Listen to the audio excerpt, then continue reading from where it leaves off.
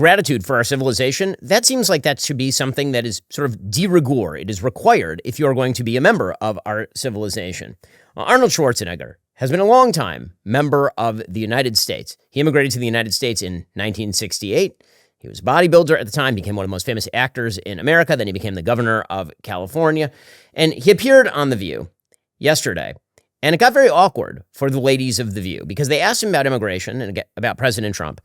And he started saying things that are politically incorrect about immigration. It's something that if you immigrated in 1968 to the United States, as Arnold did, you sort of took for granted, like be grateful for the place where you live. Imbibe the values of the place where you live. Understand those values and engage with those values. Here's Arnold Schwarzenegger. I just think the world of the great kind of a history that we have with immigrants in America. But the key thing also is at the same time that we got to do things legal.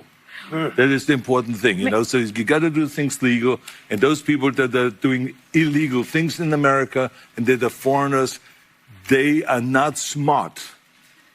Because when you come to America, you're a guest. And you have to behave like a guest. Like when I go to someone's house and I'm a guest, then I will do everything I can to keep things clean and to make my bed and to do everything that is the right thing to do rather than committing a crime or being abusive or something like that. So that doesn't really work in this country. So I think the important thing is when you become an immigrant, to think about, okay, I go to America because I want to use America for the great opportunities that America has in education, in jobs, creating a family, all of those kind of things. Then you have to think about, okay, if I get all of those things from America, then I have to give something back.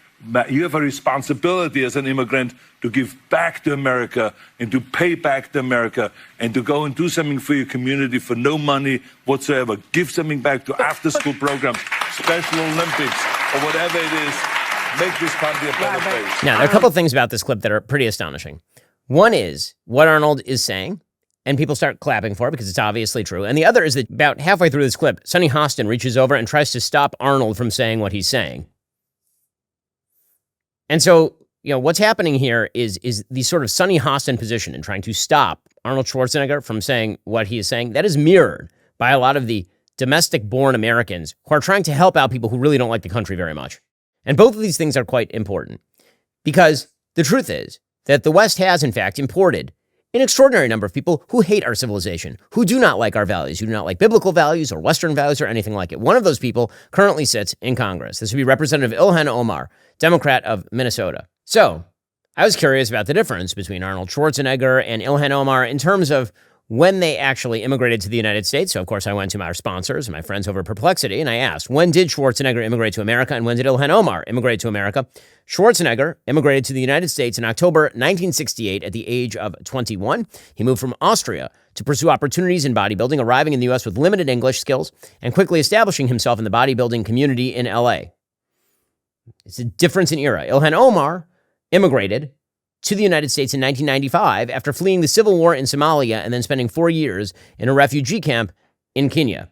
In 1968, if you came to the United States, you were expected, like you had been for the vast majority of American history, to actually assimilate to American values. It doesn't mean give up your home religion or your home foods. It does mean that you had to take in, imbibe from the well of American constitutional values, for Anglo-American values. These were things that you were supposed to engage with.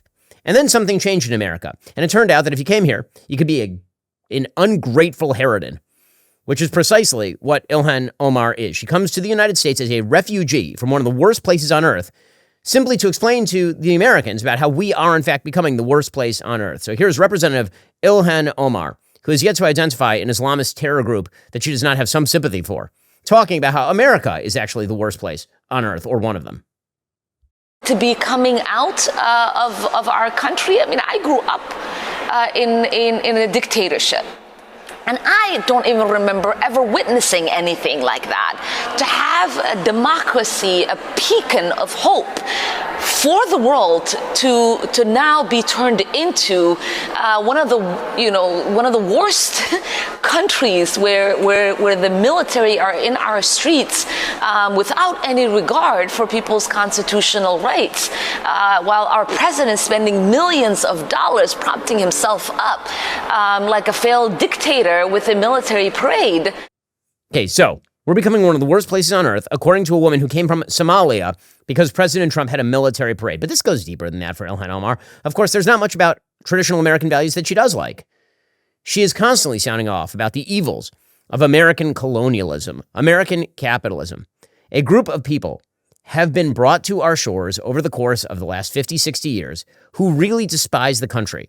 And that is one half of the equation, not immigrants like Arnold Schwarzenegger, who came here to, as he says, become part of the civilization, to enjoy the fruits of it and to give something back, but who came here in order to complain about how terrible our civilization is and to change it from within. That is one half of one of the big problems with the United States right now. And the other part of this is people like Sonny Hostin sitting next to Arnold Schwarzenegger and telling him not to say the unsayable. And also legislators like Sonny Hostin, people like Brad Lander. So Brad Lander, you never heard of. Brad Lander is the New York City comptroller. He is a candidate for mayor, and he is desperate for attention.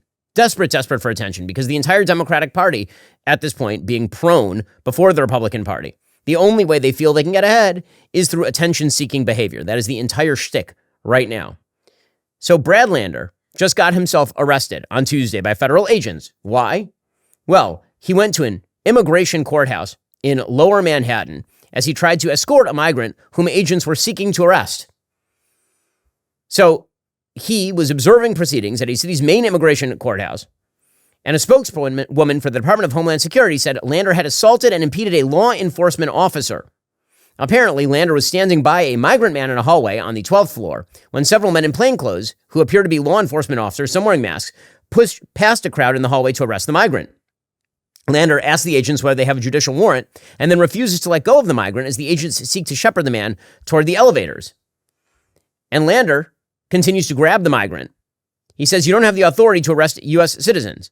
But apparently this person is not, in fact, a U.S. citizen. He said, "I'm not obstructing. I'm standing right here in the hallway. I asked to see the judicial warrant. Here is the video." You have a judicial warrant. Now, there's only one problem here. He is legally wrong, by the way. Agents don't actually need judicial warrants to make arrests in immigration courts because those are public spaces, according to immigration lawyers. Lander was then arrested for several hours, and then he was released publicly. And then he said, "Don't worry, well, it wasn't a premeditated publicity stunt."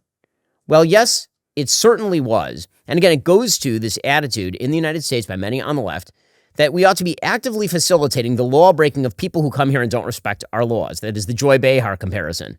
The people who stand, the good Americans who stand in the way of people saying, hey, maybe you ought to follow the law in the United States. Maybe this performative nonsense actually makes the country a worse place. And this is what the Democratic Party has decided is going to be its form of resistance right now. So there are no King's rallies were a gigantic fail. They're trying to claim that millions of people showed up. I kind of doubt it. They're claiming it was the single biggest 50-state rally in the United. Did you notice one of these No Kings rallies over the weekend? Unless you were in like Washington, D.C., New York, or L.A. I really doubt it. Well, that's all for now, folks. Don't forget to like, subscribe, and comment your thoughts down below. Be sure to check out all of the other great content on my channel. I'll see you here next time.